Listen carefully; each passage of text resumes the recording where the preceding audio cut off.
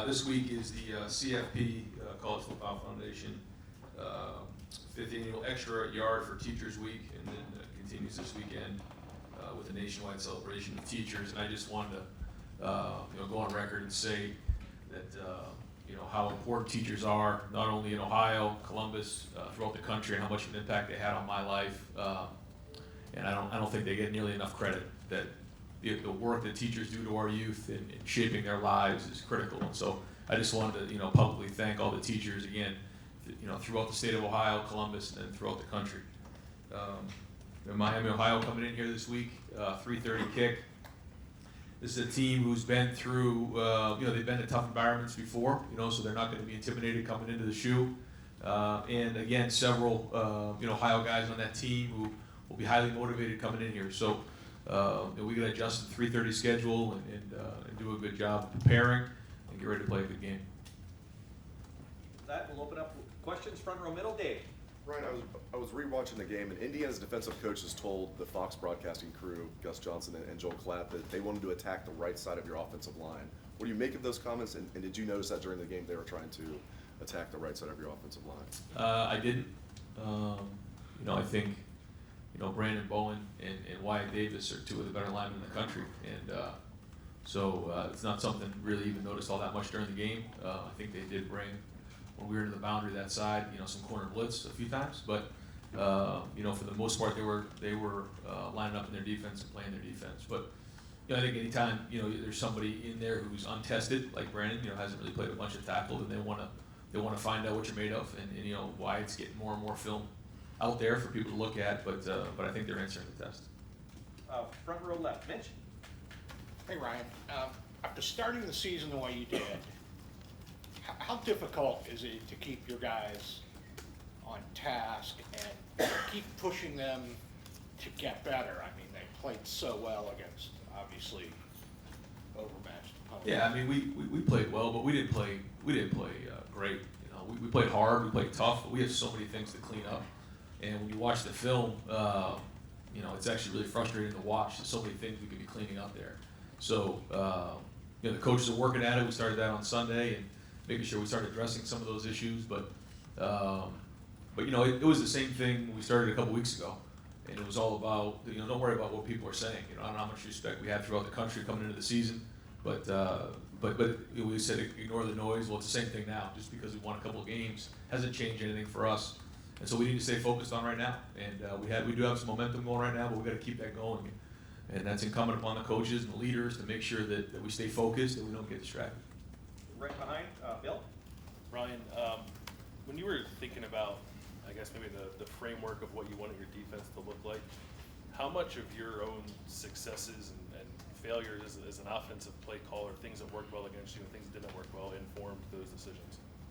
Well, I think that you watch a lot of film and you see different people play, and each week it's thousands and thousands of clips of film, and then you go into a game plan, you have different ideas, and you go up and some of the best coordinators in the country, this league and some of the leagues that I've been in, and you just try to figure out what the trends are moving forward.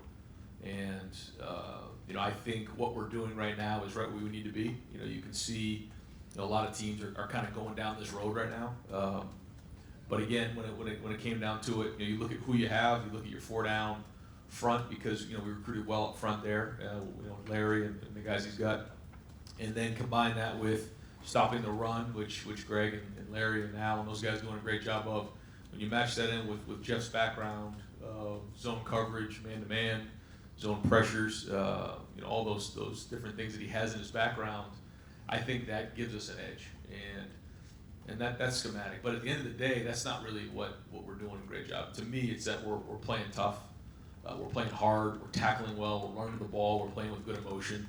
Because again, watching the film, there's so many things to clean up, and you can overcome a bunch of that stuff with effort and with toughness, and that's what we're doing right now. But if we want to get to where we need to get, we're going to have to make sure we clean up a lot of these things. And when you're watching film of opponents, or you're in that room back there drawing stuff up on the whiteboard, is there any common thread among the defenses you face that give you the most trouble, or going into that week it's going to be, you're going to get a good test? Is there any commonality among those defenses? No, not really. I mean, I think everyone tries to stop the run. That's the first thing that they do when they walk into their room. They have to stop the run.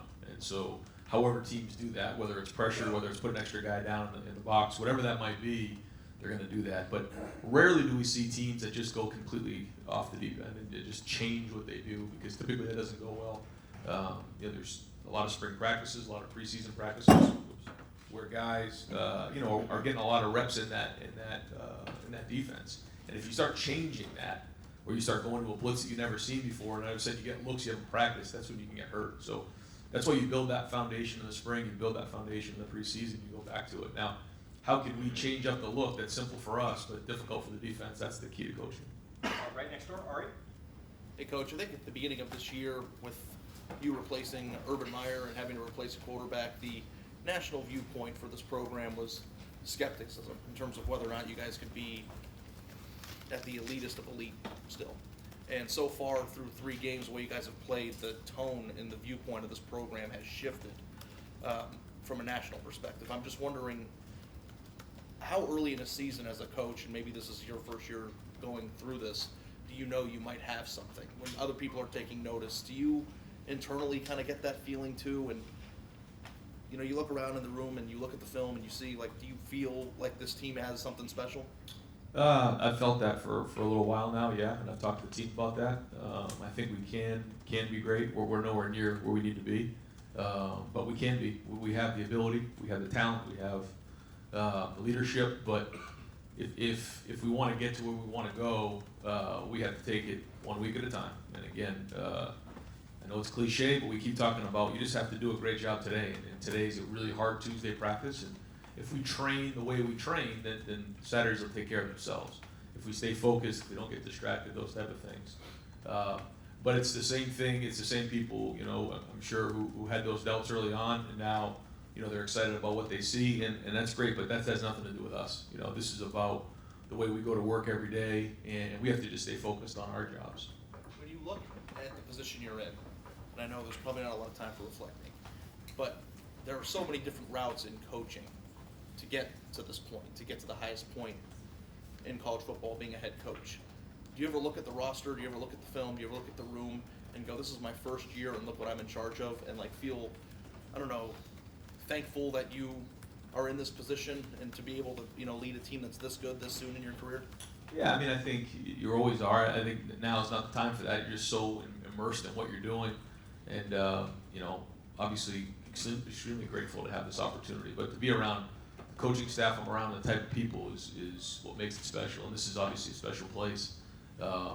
And I think right now, the culture's strong, and what we're doing right now is exciting in terms of guys are playing hard. There's great energy and recruiting and throughout the team. Guys are playing hard. We're getting a lot of guys on the field. We're developing some of the youth in the program, and so we got to keep building on it. But it's, as we all know, we have to produce each week. It's a performance-based business, and we have to bring it this week. Otherwise, that all goes down the tube. So challenge is to continue what we're doing right now. Far left, Lori. Coach, kind of jumping off Ari's question about when do you know what your team is? When do you start getting a good idea of what your opponents are without going back to, say, a true freshman quarterback's high school film? Is this the time of year where you're starting to get your arms around what you're going to see on Saturday ahead of Saturday? A little bit. You start to get more and more film out there, so you get a better idea based on what their foundation is, and they're going to have adjustments in game, but every game it gets a little easier to be able to recognize what they're doing. But yeah, I don't think you truly know what a team is until you get towards mid-season. Guys start making adjustments, guys make changes, personnel, schematically, whatever that is, to adjust their team, and that's college football. So I think as we start getting into the next few games, then teams start to solidify themselves. And since you talked about getting an idea early on that this team had the capability of being something special, what was it that gave you that sense? Just day to day, the type of people that are here, the type of kids that are here, their work ethic, the way that they motivate each other, the way they work in the weight room, academically, all phases. They're the kind of kids that you want your family to be around, you want your son to be around. There's great role models. My son goes into that locker room, and they're great kids to be around, and there's a lot to be said for that. Front row right, Austin. Right, one of the first things you said after the game was, Justin left some yards on the field, and he acknowledged that as well. When you reviewed it on film, what was causing that? Well, there's a lot that goes into it, and again, it's experience. We talked about that going in. That we've won handily here a couple games, but still, the experience of playing quarterback still doesn't have a whole bunch under his belt. So it's one thing to do in practice, another thing to do in a game. And the more reps you have under your belt, the more comfortable you are. And going back and looking at the film on 2 of those throws, I mean, he had a guy right in his face. He did. On the long one to Chris, he had a guy coming right at his arm. And then the touchdown that he missed to Austin, same thing. There was a guy right in his face. So, there's a lot that goes with that. We've got to clean up the protection. We've got to clean up the throws. He's going to have to make throws. And he gets hurt, he gets pressured, he gets hit. But overall, he's managing the game well. And, just keep watching the film and learn from it. So much of it is experience at quarterback. He referenced setting his feet some. If somebody's barreling down on your face, maybe that's hard. But how do you guys work on that? How do you correct that issue? Well, in practice, what we do is we typically have somebody who's there, so it's not just you're out in open space. It's very, very different for a quarterback, like when he's on 7-on-7 coming up in high school or even in practice, when there's nobody around you and you're throwing a football. There's always going to be somebody around you when you're in a game. So we'll have people during 7-on-7, kind of stand in there and simulate the rush. Sometimes a coach will jump up in front of him, he'll have to slide his feet, things like that. Sometimes in the drills, we'll throw different bags at his feet to make him feel that presence of a body right there. And again, he's come a long way, but we're continually building on that. But again, I think where he is right now is light years ahead of where I thought he'd be. So we'll just keep working those drills, and the more he feels comfortable, the better it'll be. Second row right, Tony? Ryan, I'm not sure how much college football you watched this weekend. You guys probably got home a little bit earlier than we did Saturday. But there were quite a few mistakes late in games that cost teams the opportunity to win. I'm wondering, how much time do you guys spend on creating awareness, building awareness, and teaching guys on the field, off the field about those late games situations? Yeah, we do a lot of it in the preseason and then in spring. Preseason, we do a bunch of situations where we talk that through and all the different things. Fridays are typically a really good time for us to do that in walkthroughs, where we'll go through these different situations and go through the plays that we would call in those type of situations. Mike and Kevin are really on top of the game management in terms of the clock, when to take a knee, when not to take a knee. When games like this come up, we'll talk about it. We'll actually put the film up and as a staff talk about, what would we do in this situation and what plays would we call, what defenses would we call, and just it triggers great conversation. And so I think you can overdo it sometimes with those situations, and become distracted, but you got to have your plan ready to roll, and you got to have great communication, and those decisions should already be made before you go into the game. Third row left, Dan? Ryan, you've had some freshmen who have already played 3 games now. How much over the next couple of weeks do you have to have conversations about, which of these guys should we redshirt and which of these guys should we keep playing all year? Yeah, that conversation is going to be happening pretty soon. And these guys came here to play, and so we want to play with depth, and we want these guys to play. And so, when in doubt, we're probably going to play them if we think that they can help us this season and really create depth. If we think it's a situation where we're already 3 deep at one position, he's probably not going to get on the field other than maybe at the end of the game, then we probably won't. We'll try to be really smart about that. We wouldn't want to burn anybody's red shirt, but at the same time, the more experience they get this year, the better they'll be next year. What's kind of your philosophy on that? I know Urban Meyer's philosophy was we really don't redshirt unless we have to. Kind of what's your philosophy on, whether a guy should redshirt, whether that's beneficial for them? Yeah, I think that when you say that we're going to redshirt this person, they almost start to lose hope a little bit. Like, okay, I guess I'm not playing this year. And so we don't like to do that. However, with this new 4-game rule, it allows the opportunity to get these guys in the field to figure out, can they help us this year? And if they can, we want to play them.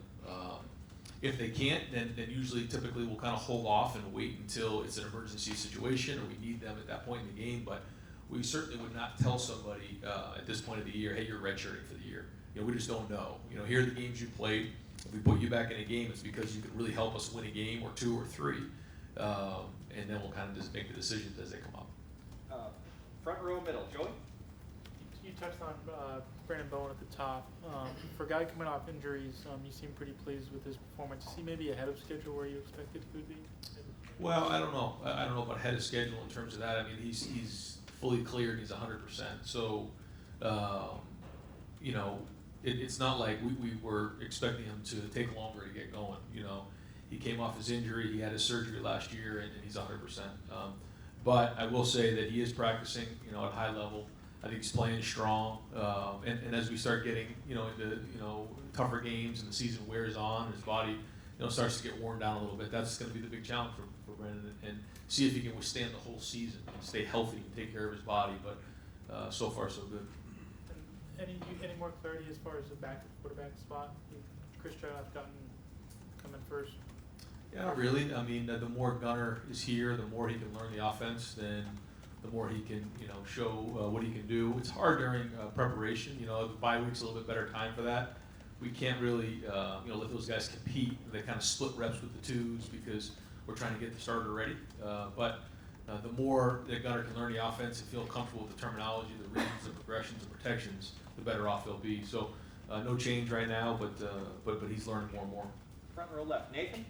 You mentioned Justin being light years beyond where you thought he'd be. You meant that just mechanically, and what needed to be fixed in it? Nothing needed to be fixed. It's just, again, when somebody, you know, with that little experience comes into a situation like playing quarterback at Ohio State, you know, there's just a lot of things that go on. There's a lot of things that, you know, he needs to handle, and so far he's handled them.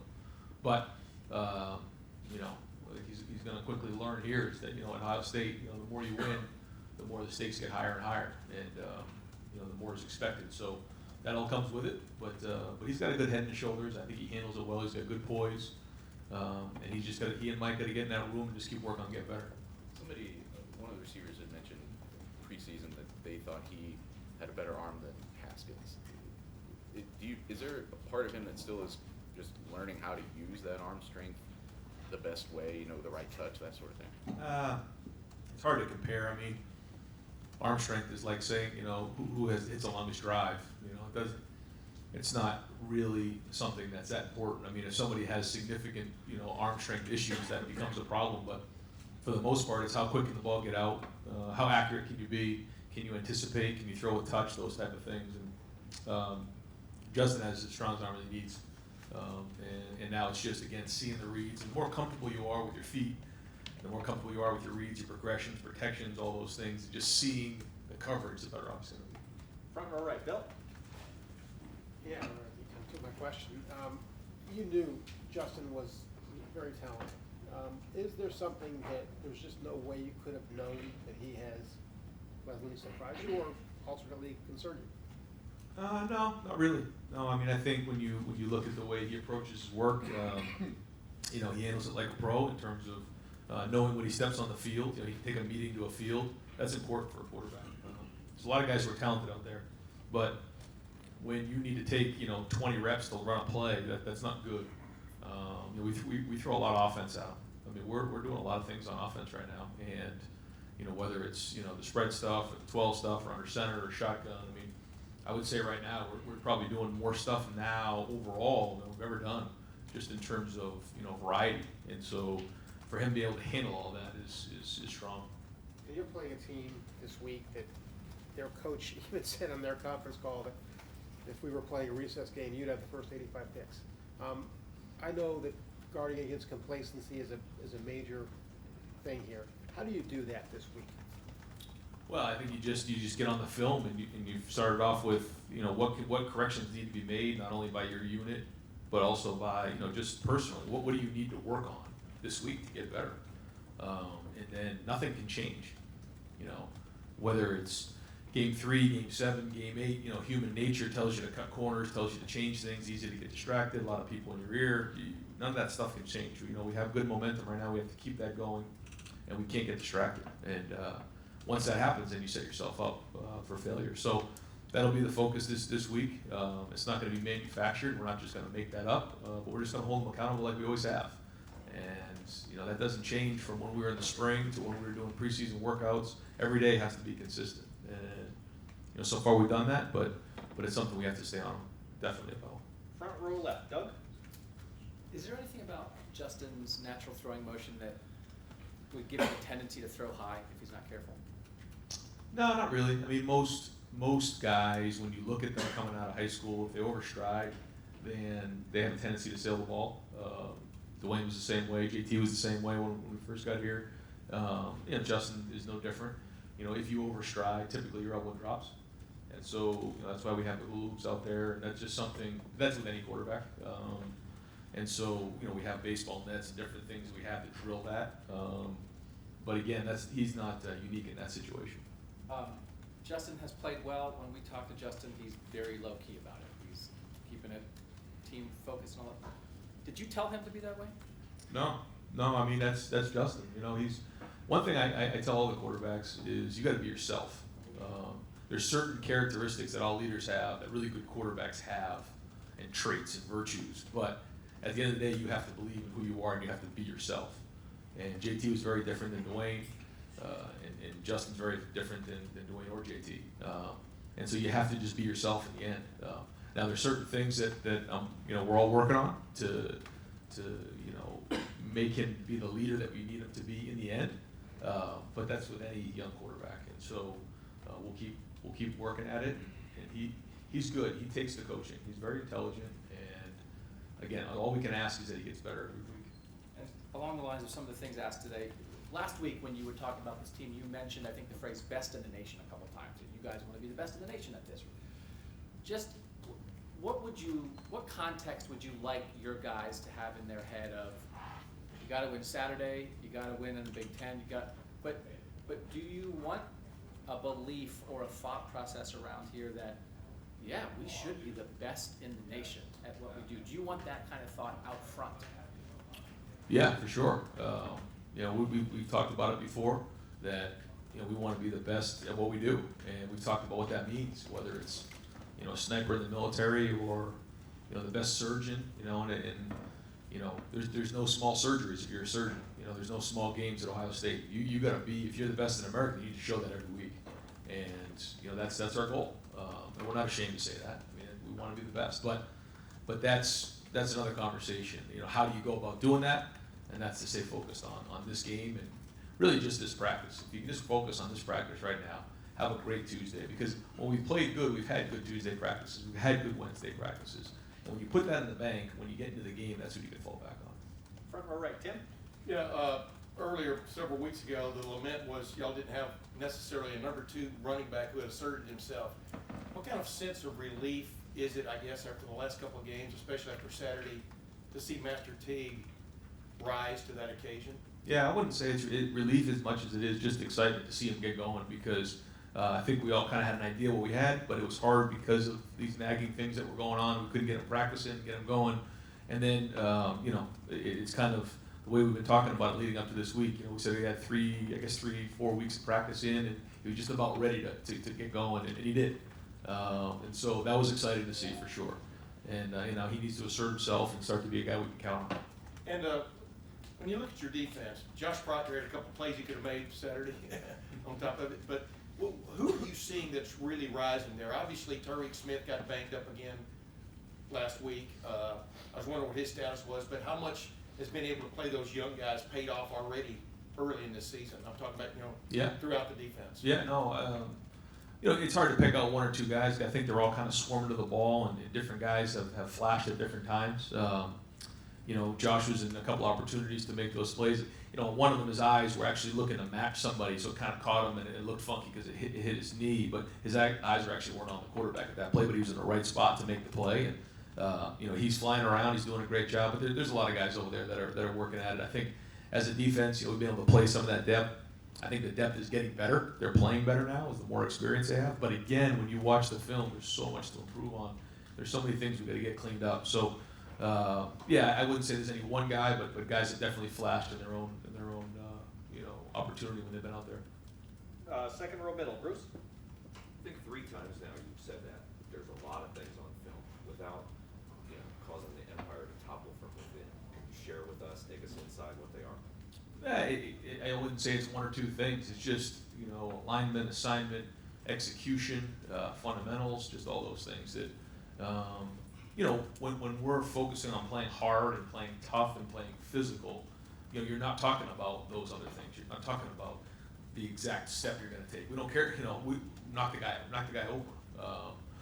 Knock the guy back if you're an offensive lineman. Take that ball, put it chin, and run as hard as you can. And so without that we have no chance. Okay, now can we do that with also high end execution, high end fundamentals, and if we can do that, then we can take the next step. You made the comment after the game Saturday that you want to correct without creating resentment. Safe to say that's not been a concern of football coaches down through the ages. Maybe some of the ones who coached here, like Woody, Bo, Michigan and others. Like, I wonder where that mindset comes from you. Is that from a leadership thing? Well, it's funny you say that because I actually talked to a bunch of people about Woody Hayes, and he actually, from what the stories I've heard, is that he didn't create resentment. That he was really hard, but he didn't create resentment, and the players loved him. And I think that's really important.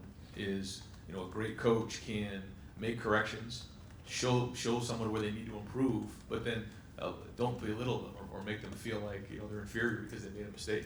If they're going really, really hard, here's how you become great, and that's really, really important. And with young kids, we have to keep focused as well. That's part of this. But these guys are willing to go hard, and it just goes back to the whole thing about love. Do they fear you? Do they love you? And I think that right now our guys love us as coaches. We love them, and so that's healthy in my opinion. And so that's our goal this week: make those corrections, don't create resentment, and keep it building. Got time? Go ahead, Chris. Bill alluded to Coach Martin's comment earlier about the recess and you get the first 85 picks. I wonder if ever at New Hampshire or maybe Temple, can you think back on a time where you went into a game where it looked similarly unbalanced in that regard, and what's the mindset of the coaching staff when you were on that other side? Yeah, I mean, I've coached a couple different places, and all you really do when you look into a game is just trying to execute, and you don't worry so much about all that. I've been in that role before, but that has nothing to do with your team, your execution, your motivation, things like that. It's an opportunity, and every week's an opportunity, and so you look at it that way. And again, it ends up going back to your training. So as hard as you practice, as hard as you work, that's what you're going to come back to in the end, and how hard you prepare. And some of our guys on Friday night before the game, they're up in their room when I'm doing bed check, and they're going through their tips, they're going through their film, they're going through all those stuff to get themselves prepared. And as long as we're really challenging our guys to make sure they're doing that in preparation, physically, mentally, emotionally, and then playing on the field takes care of itself. We got time for two more. Fourth row, left center, Patrick. After the game, Justin talked about what he thought he didn't do well. He also talked about going to JK after the dropped touchdown and telling him to let it go. Chris said he also came to him after one of the high passes and took credit for that. I'm curious, just his improvement as a leader. You talked preseason about needing to see more of that. Have you seen that as the season has kind of gotten underway and taking that ownership? Yeah, I think so. Yeah, and the guys on the team, really respect him and the way he goes about his business. And I saw that same thing too. It's easy to go in the tank after a play like that. It's kind of a routine play. We didn't make it, and as frustrating as that is, we need to move on and play the next play. And that's a credit to all the guys. Is that there's no reason to look back on it and start to struggle in terms of moving forward. You got to move on to the next play. That being said, we got to make those plays, and so that's what we'll drill this week. And far right over here, Clay. In hockey, they have the Gordie Howe hat trick and a goal assist in a fight. Do you think Chris Olave could start kind of like the daily double, TD catch, and a block punt? I mean, is what he's doing starting to become, I don't know, legend? Well, he certainly the last 6 games he's had his production's been off the charts, but that's the way he practices. And when you go back through and watch the film of the last few weeks, I mean, he's practicing that way. And this is a guy who's highly productive for a reason, because that's the way he works. He knows what he's doing when he's out there. He takes his job very serious, and he practices really, really hard. And anytime you practice really, really well, you gain the confidence of the guys around you. And like on that punt block, I think everybody on that team believed he would block the punt if everybody did their job. So Taraja Mitchell goes through and knocks the shield back. Austin Mack pours it into the right shield, and that whole thing collapsed down. And without those two guys, that never would have happened. And then Chris comes off the edge. So it's belief based on your practice habits. If we're throwing a go ball or we're throwing a post, and we're dropping it in practice or we're not where we're supposed to be, there's no belief there. But when you do it in practice and you believe in somebody, then that makes a big difference in game, because confidence is critical. especially when it's time to execute on the game field. So. Coach, thank you very much. Thanks, Ryan.